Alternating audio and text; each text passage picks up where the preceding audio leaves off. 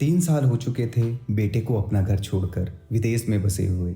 इन 3 सालों में बूढ़ी माँ और भी ज़्यादा बूढ़ी हो गई थी। 75 वर्ष की उम्र में सुमित्रा देवी की याददाश्त काफ़ी कमज़ोर होती जा रही थी। उन्हें रोज़मर्रा की चीज़ें याद ना रहती, लेकिन उन्हें जो हमेशा याद रहता वह था उनका बेटा। दिन हो या रात, एक पल भी ऐसा ना होता जब उन्हें अपने बेटे की याद ना आती। दूसरी तरफ बेटा था जो साल भर में एक आध बार कभी फ़ोन कर लिया करता और 1-2 मिनट से ज़्यादा बात भी नहीं किया करता।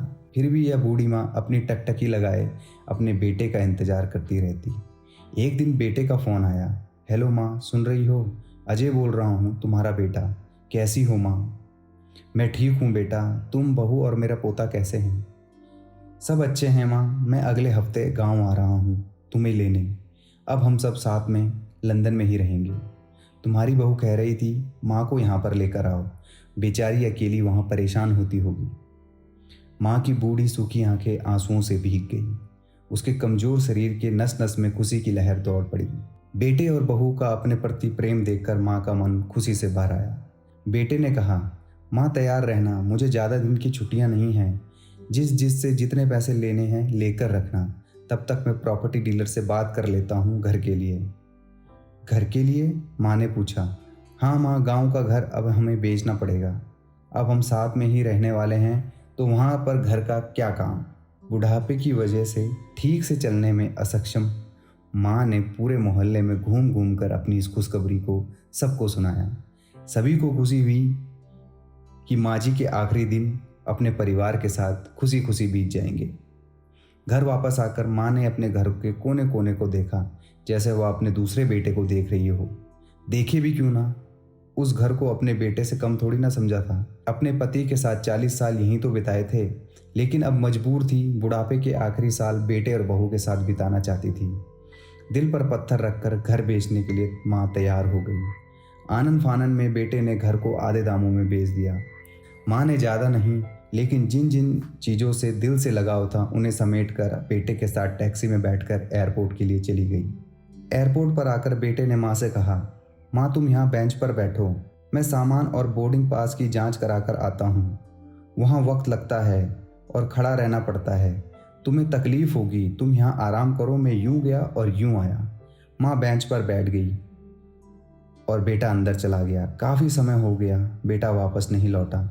माँ सोचने लगी ज़्यादा भीड़ होगी इसलिए देर लग रही होगी। अंधेरा होने को आया, अब तो लोगों की चहलकदमी भी कम होने लगी। माँ को अब चिंता होने लगी। एक कर्मचारी ने आकर पूछा, किससे मिलना है माँ जी आपको? यहाँ पर क्यों बैठी हो?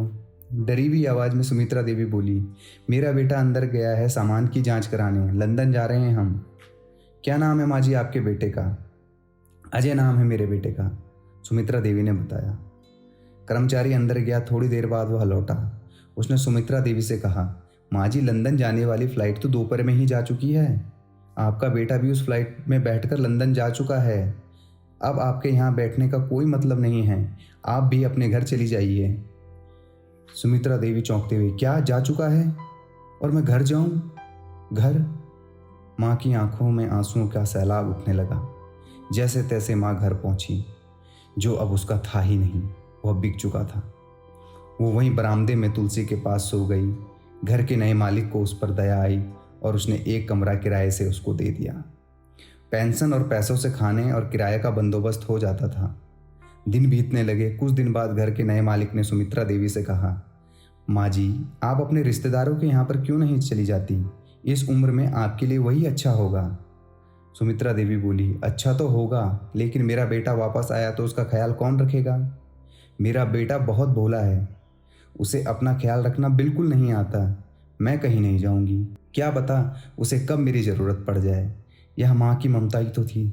लेकिन अजय वापस नहीं लौटा और सुमित्रा की आंखें उसकी राह देखते देखते सूख गई और सुमित्रा ने उसी आंगन में आखिरी सांसें ली। दोस्तों सच बता रहा हूँ, इस माँ की ऐसी हालत देखकर मेरी आंखें नम हो गई। किसी ने सच ही कहा है, पूत कपूत हो सकता है लेकिन माता कभी कुमाता नहीं होती।